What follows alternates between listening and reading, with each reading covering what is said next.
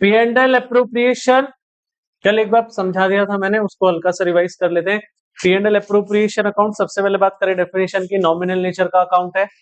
क्यों बना रहे हैं? फॉर पार्टनर्स के बीच में प्रॉफिट को डिस्ट्रीब्यूट करने के लिए बना रहे हैं। और बैलेंस ट्रांसफर होगा इसका पार्टनर्स कैपिटल में या फिर करंट में। जनरली अपने को क्या लिखना? कैपिटल। बनेगा कैसे? सबसे पहले बाई साइड में आ जाएगा क्या? Profit and loss account. जो भी अपने को प्रॉफिट गिवन होगा वो बाई साइड। अगर इसकी जगह लॉस गिवन है तो कहां आ जाएगा? टू साइड में आ जाएगा, to profit and loss account के नाम से। इसके बाद में जो कुछ भी पेमेंट करना है भाई, जो भी खर्चे है ना अपने, वो खर्चे आ जाएंगे कहां पे? To side. IOC, commission, bonus, salary, सारा।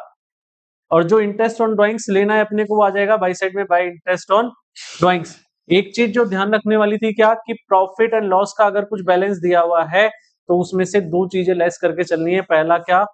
मैनेजर्स कमीशन एक तो, और दूसरा क्या? Interest on loan. ये दो चीजें अपने को क्या करके चलना? लेस करके चलना है पहले से। इस दोनों साइड का टोटल करके लास्ट में लेस करेंगे, जो भी बैलेंस आएगा उसको बांट देना है प्रॉफिट शेयरिंग रेशियो में। इसके बाद नोट दिया हुआ है, इन case of loss not any IOC, salary, bonus and commission to partners is given, but IOD is to collected by the firm. Loss का अगर केस है तो ना तो सैलरी, ना बोनस, ना कमीशन, कुछ भी नहीं देने का, लेकिन आईओडी लेना है। Clear? Note number 2, if salary, bonus, commission and IOC is treated as charge on profit, अगर इन सबको कैसा ट्रीट करते हैं? एज ए चार्ज, तो लॉस के केस में भी क्या करना पड़ेगा? ये देना पड़ेगा on profit. Then in case of losses these are given to partners. कहां वाले के?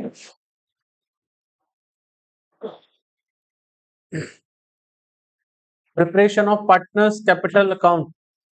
अब पार्टनर्स कैपिटल बनाने के दो मेथड थे, पहला फ्लक्चुएटिंग और दूसरा फिक्स्ड। फ्लक्चुएटिंग कैपिटल मेथड में क्या होना है? सारी चीजें एक ही अकाउंट में डालनी है। तो सबसे पहले जो भी बैलेंसेस गिवन होंगे वो आ जाएंगे अपने बाय साइड में, बाय बैलेंस बीडी। अगर डेबिट बैलेंस दिया है या नेगेटिव बैलेंस दिया है तो वो किधर आ जाएगा? To balance BD. लिख के दिया भी है मैंने, डेबिट बैलेंसेस नोट्स में भी लिखा हुआ है ना तुम्हारे। इसके बाद में बाय साइड में आएगा एक कैश, बाय कैश। अगर क्या करते हैं? एडिशनल कैपिटल लगाते हैं। और टू साइड आ जाएगा टू कैश, अगर कैपिटल निकाल कर ले जा रहे हैं। इसके बाद P&L अप्रोप्रिएशन में जो चीजें अपन ने डेबिट साइड लिखी वो सारी चीजें पार्टनर्स कैपिटल में कहां आनी है? क्रेडिट साइड में। सैलरीज, बोनस, कमीशन, आईओसी, और प्रॉफिट जो बांटा उसका हिस्सा बाय P&L अप्रोप्रिएशन के नाम से आ जाएगा। क्लियर? इसके बाद में टू साइड आ जाएगा, जो वहां पे क्रेडिट साइड आ रहा था वो यहाँ पे किधर आ जाएगा? Debit side, to interest on drawings, और आईओडी इधर आएगी तो ड्राइंग्स भी यही।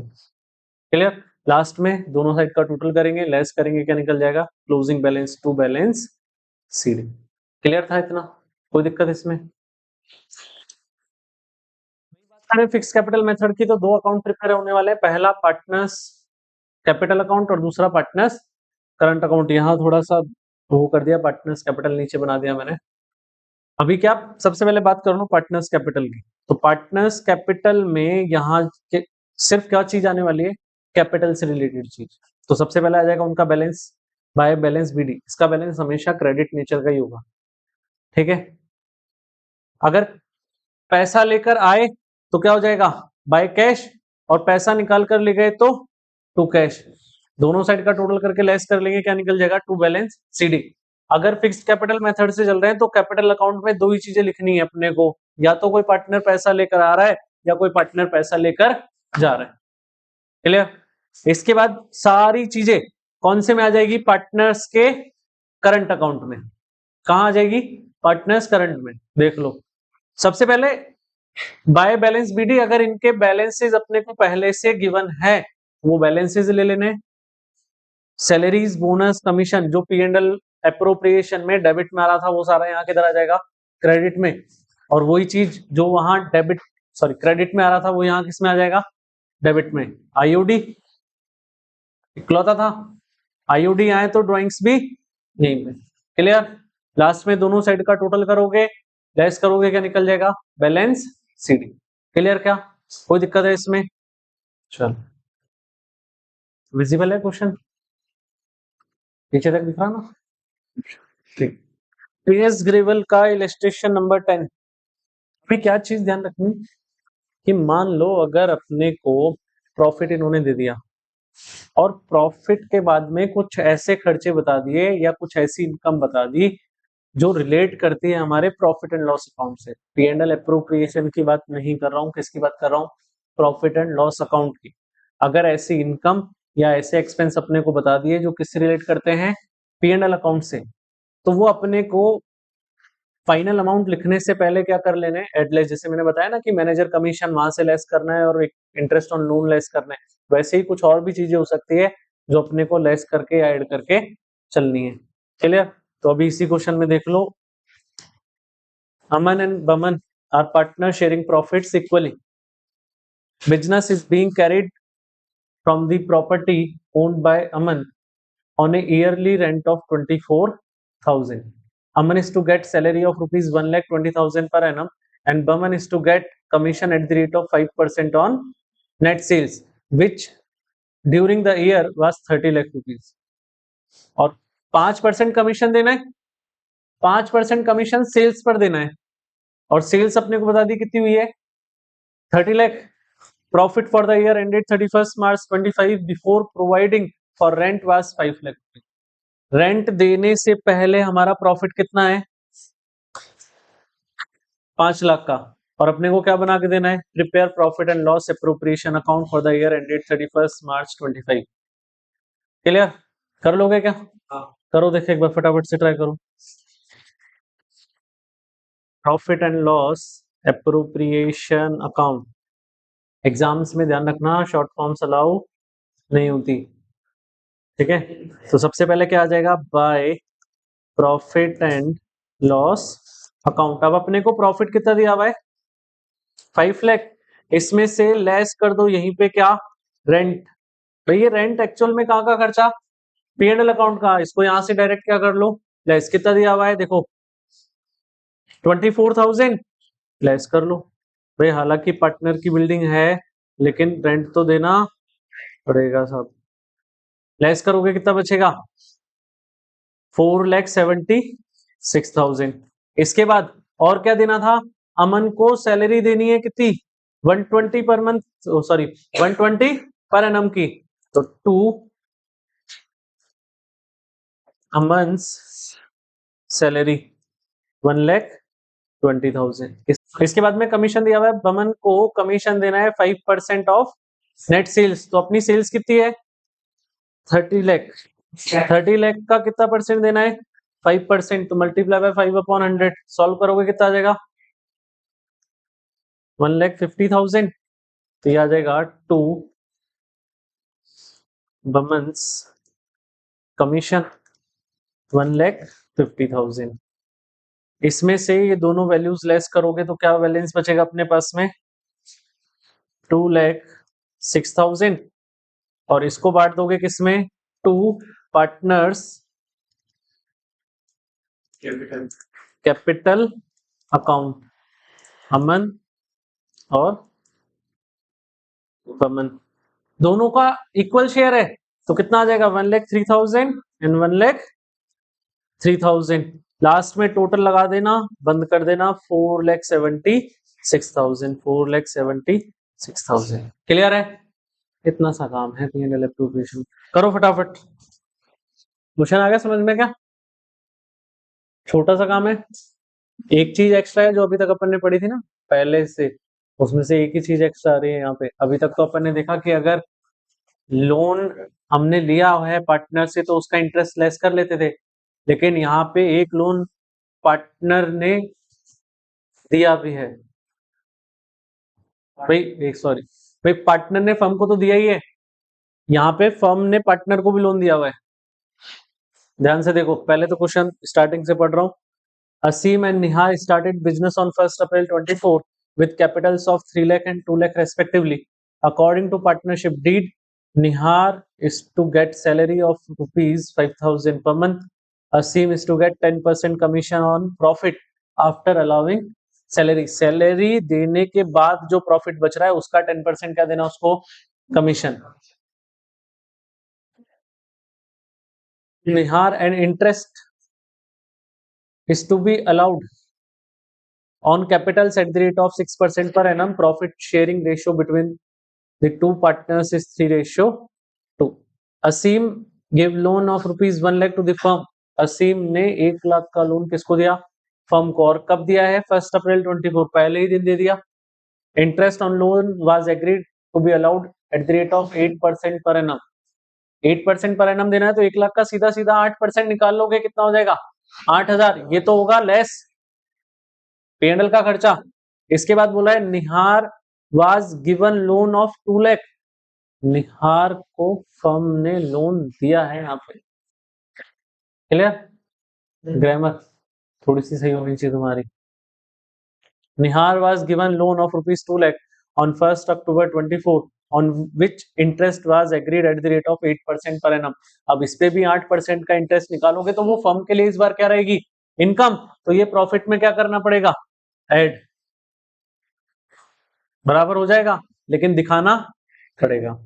इसके बाद आगे बोला है manager was to be allowed commission of 3,000। Manager को कितना कमीशन देना है? 3,000 निकाल के दिया हुआ है। Profit for the firm before these adjustments were rupees 2,50,000। Pass general entries for distribution of profit and prepare profit and loss appropriation account. अब ध्यान रहे यहाँ क्या बोला, एक तो जनरल एंट्रीज पास करनी है सिर्फ किसकी? डिस्ट्रीब्यूशन ऑफ प्रॉफिट की। तो इंटरेस्ट के लिए कोई एंट्री अपने को अलग से प्रिपेयर नहीं करनी, मैनेजर के कमीशन के लिए अलग से कोई एंट्री प्रिपेयर नहीं, सिर्फ प्रॉफिट का जो डिस्ट्रीब्यूशन हो रहा है ना पार्टनर्स के बीच, चाहे वो सैलरी, आईओसी, बोनस, कमीशन किसी भी फॉर्म में हो रहा है, सिर्फ उनकी एंट्रीज करके देनी होती है। क्लियर है क्या? हाँ। The firm closes its books of accounts on 31 March every year. उस बेसिस से अपने को सारा काम करना है। तो सबसे पहले अपन P&L अप्रोप्रिएशन बना रहे हैं, फिर क्या एंट्रीज होगी उसके बाद बताता हूँ। क्लियर?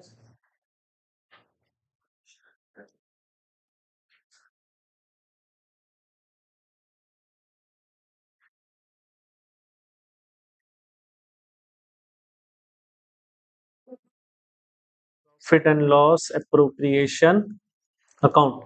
यहाँ सबसे पहले आ जाएगा क्या? By profit and loss account. और कितना प्रॉफिट दे रखा है अपने को? 2,50,000। क्लियर? अब देखो, अब क्वेश्चन करने का तरीका क्या है वो पहले भी बता रखा है। सिर्फ प्रॉफिट लिखने के बाद जो जो चीजें जैसे जैसे आती जाएंगी अपने को वैसे वैसे लिखते हुए चलना है। तो देखो सबसे पहले दिया हुआ है असीम एंड निहार स्टार्ट करें बिजनेस 1 अप्रैल 24 को। कैपिटल्स दे रखी है according to partnership deed Nihar is to get salary of 5,000 per month. तो सबसे पहले सैलरी देनी है किसको? निहार को। तो आ जाओ टू निहार्स सैलरी 5,000 पर मंथ है, तो 5,000 इंटू 12 करोगे कितना हो जाएगा? 60,000। फिर क्या गिवन है? Aseem to get 10% commission on profit after allowing salary. अब सैलरी देने के बाद जो प्रॉफिट बचेगा ना उसका 10% देना है। तो उससे पहले अपने को पहले प्रॉफिट निकालना पड़ेगा, कुछ चीजें एडलेस होंगी वो बाद में निकाल लेंगे। फिर क्या दिया हुआ है? प्रॉफिट शेयरिंग रेशियो है, और इसके बाद लोन की इंफॉर्मेशन है। Aseem give loan of rupees 1 lakh to the firm, तो लेस करेंगे इंटरेस्ट ऑन लोन। वो कितना निकाला था अपन ने? 1 लाख का 8% पूरे साल का आएगा ना, कितना हो जाएगा? 8,000। ये लेस हो गया। इसके बाद निहार को लोन दिया है फर्म ने कितने रुपए का? 2 लाख का।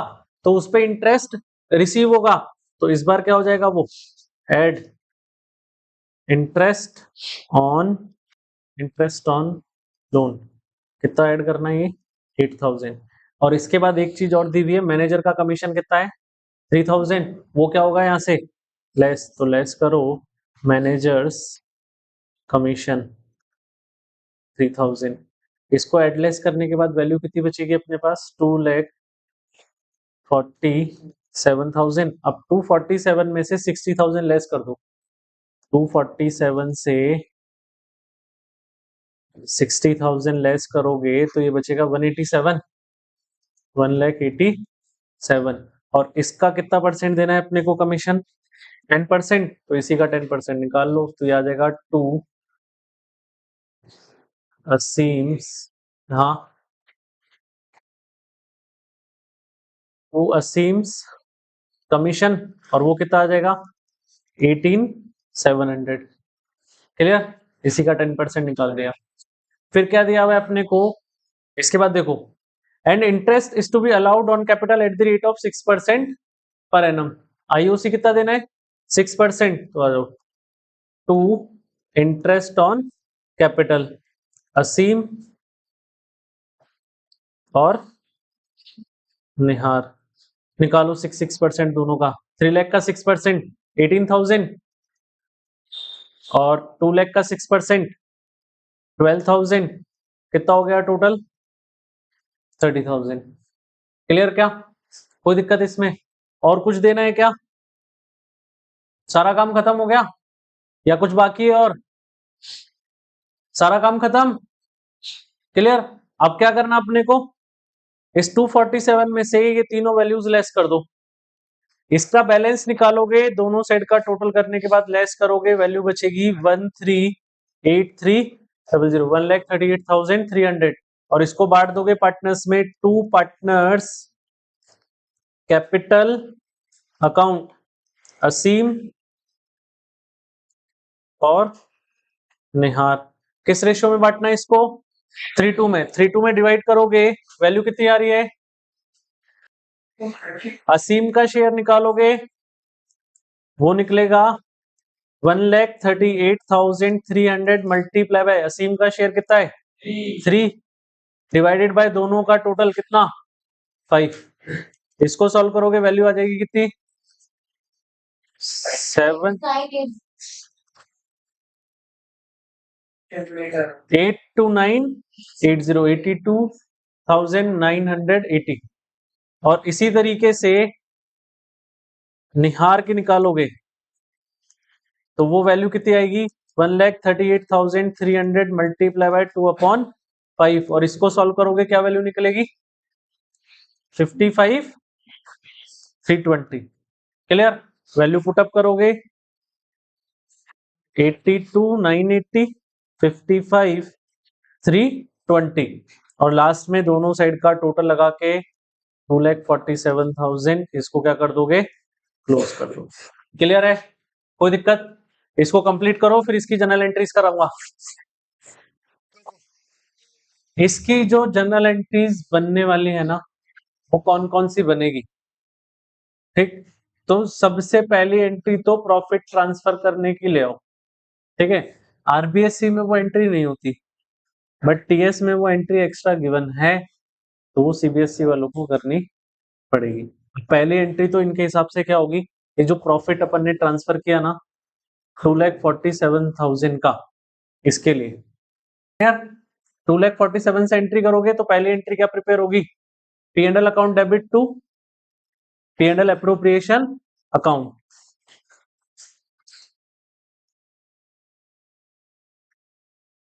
Profit and loss account debit to profit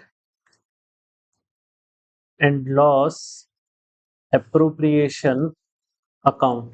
अब यहाँ ध्यान रहे ये 250 वाला अमाउंट मत डाल देना भाई, 250 वाला अमाउंट नहीं आएगा, जो फाइनल अमाउंट निकल के आ रहा है ना 247, ये वाला अमाउंट डालना है एंट्री में, 2,47,000। नहीं वो नहीं बताना, क्योंकि यहाँ पे सिर्फ प्रॉफिट्स के डिविजिबल जो है ना, मतलब प्रॉफिट के डिवीजन से रिलेटेड एंट्रीज ही पूछी है, ठीक है। इसकी narration being net profit transfer to P&L appropriation account, ठीक। इसके बाद अपने को एक एक चीज देखते जाना है और उसकी एंट्री प्रिपेयर करते जानी है। और ये क्वेश्चन से देखो, क्योंकि अगर एग्जाम में डायरेक्ट एंट्रीज बनाने का क्वेश्चन आ गया तो तुमको डायरेक्ट एंट्रीज ही करनी है, P&L एप्रोप्रिएशन बनाओगे फिर जाके एंट्रियां करोगे तो टाइम तुम्हारा डबल लगेगा। क्लियर, तो इसके बाद में सबसे पहले किसकी सैलरी, निहार की सैलरी देनी है कितनी 5,000 और सैलरी इनकम है कि एक्सपेंस फर्म के लिए एक्सपेंस, तो एंट्री क्या प्रिपेयर होगी, Nihar's salary account debit to Nihar's capital account. और कितनी देनी है? 60,000 पूरे साल की आएगी ना, सैलरी दे दी। और इस एक्सपेंस को साथ की साथ ट्रांसफर करना है कहां पे? Profit and loss appropriation account में। तो यहां देखो सैलरी क्या हुई है? डेबिट। इसको क्या कर दो? क्रेडिट। तो टू क्या पहले कर लो, कोई दिक्कत नहीं। हाँ, एंट्रीज के सीक्वेंस में चेंज हो जाए, कोई दिक्कत वाली बात नहीं। तो टू निहार्स सैलरी अकाउंट और डेबिट कौन हो जाएगा? Profit and loss appropriation account. Same amount से 60,000। सेम एंट्रीज किसके लिए होने वाली है? कमीशन के लिए। और कमीशन किसको देना था? निहार को नहीं है, असीम को। कमीशन किसको देना है? असीम को। तो एंट्री क्या बनेगी? Aseem commission account debit to Aseem capital account. कितना देना था? 18,700। और यही कहां ट्रांसफर हो जाएगा? पी&एल एप्रोप्रिएशन में। तो एंट्री बनेगी P and L appropriation account debit to Aseem commission account 18,700 के लिए। हर ट्रांजेक्शन के लिए 2 एंट्री प्रिपेयर होनी है। क्लियर? क्या नहीं करने, 2 एंट्री पास कर। ठीक है। इसके बाद नेक्स्ट क्या? आईओसी देना। तो क्या हो जाएगी entry? Interest on capital account debit to Aseem capital account और टू निहार्स कैपिटल अकाउंट। अब टोटल आईओसी कितना था? 30,000, जिसमें से असीम को देने थे 18,000 और निहार को देने थे 12,000। क्लियर? और इसी को ट्रांसफर करेंगे पी&एल एप्रोप्रिएशन में। तो एंट्री बनेगी P and L appropriation account debit to interest on capital account 30,000। Clear? क्या इसके बाद और कुछ ट्रांजेक्शन बच रहा था? नहीं, सीधे प्रॉफिट को डिवाइड किया। प्रॉफिट डिवाइड की एंट्री बनेगी क्या? Profit and loss appropriation account debit to Aseem capital account और टू निहार्स कैपिटल अकाउंट। और दोनों का अमाउंट लिख लो 82,980। 82,980 इसका कितना है? 55,320। 55,320 और टोटल कितना है? 138,300। तो आ जाएगा पी&एल अप्रूव 138,300। अब ध्यान रहे कि सर ये जो लास्ट वाला अमाउंट है ये तो हमने बैलेंस करके निकाला है, तो बिना पी&एल एप्रोप्रिएशन अकाउंट बनाए तो ये निकलेगा नहीं ना, शायद नहीं निकलेगा ना भाई। जो लास्ट वाली एंट्री हमने की है प्रॉफिट को बांटने की, ये अमाउंट जो है वो बिना पी&एल एप्रोप्रिएशन बनाए तो निकलेगा नहीं। तो कोई तरीका है सर कि ये डायरेक्ट निकल जाएगा? है। क्या करना? ये जहां जहां पी&एल एप्रोप्रिएशन है ना, तो जहां जहां ये क्रेडिट हो रहा है ना उसको अलग ऐड कर लो, जहां जहां ये डेबिट हो रहा है उसको अलग ऐड कर लो, और फिर दोनों का डिफरेंस निकाल लो। अगर डेबिट ज्यादा है तो पी&एल एप्रोप्रिएशन को क्रेडिट करो, पार्टनर्स को डेबिट कर देना। और अगर क्रेडिट ज्यादा है तो पी&एल एप्रोप्रिएशन को डेबिट करो और पार्टनर्स को क्रेडिट कर देना। क्लियर? क्या ये उससे डायरेक्ट निकल जाएगा? कोई दिक्कत इसमें? कर लो ये एंट्रीज कंप्लीट फटाफट। टीएस का इलस्ट्रेशन नंबर 15। भाई सारे क्वेश्चन टीएस के। अब यहाँ अपन जो केस पढ़ रहे हैं वो कौन सा है? Appropriations as per partnership deed और agreement are more than distributable profit. अगर प्रॉफिट जितना है उससे ज्यादा के एप्रोप्रिएशन से, यानी कि सैलरी, बोनस, कमीशन, अगर ये चीजें मिलाकर ही जितना प्रॉफिट है उससे ज्यादा है, तो ऐसे केस में कैलकुलेशन का वे क्या रहेगा? वो है Ajay and Vijay are partner sharing profits in the ratio of 3:2. Ajay contributes 20 lakh as his capital, while Vijay did not contribute capital. The partnership did provide for interest on capital at the rate of 8% per annum and salary to Vijay of 8,000 per month. IOC तो कितना देना है 8% और वो एक ही partner ने लगा रखी है कैपिटल. सैलरी सिर्फ किसको देनी है विजय को 8,000 पर मंथ. फिर आगे बोला है profit before providing for interest on capital and partner salary for the year ended 31st March 25 was 80,000. Show the distribution of profit. तो एक बार क्या करना, छोटा सा P&L एप्रोप्रिएशन अकाउंट बना लो. P&L appropriation account. यहां सबसे पहले लिखोगे by profit and loss account. कितना दिया हुआ है 80,000. इसमें एडलेस करने का कोई आइटम है नहीं अपने पास अभी. अच्छा, अब पहले क्या करो, इंटरेस्ट ऑन कैपिटल निकाल कर देखो कितना आ रहा है. IOC for Ajay. अजय ने पैसा लगाया ना, कितना 20 लाख. 20 लाख का कितना परसेंट 8%. क्या आ जाएगा 1,60,000. जितना प्रॉफिट नहीं है उससे ज्यादा का तो क्या है IOC है.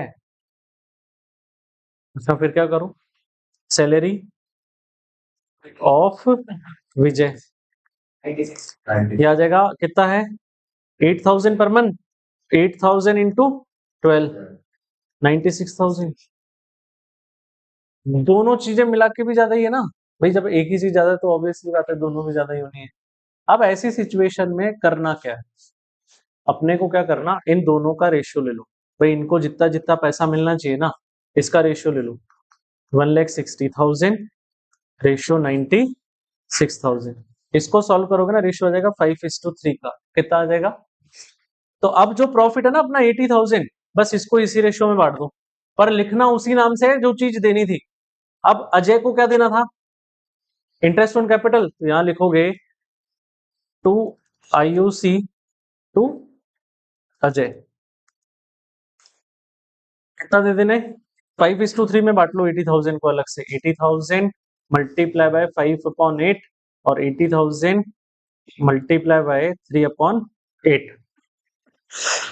ये आ जाएगा 50,000 और ये आ जाएगा 30,000. तो अजय को IOC मिल जाएगी कितनी 50,000 की और टू विजय सैलरी इसको कितना मिल जाएगा 30,000. क्लियर. क्या लास्ट में टोटल लगा के क्या कर देना है क्लोज.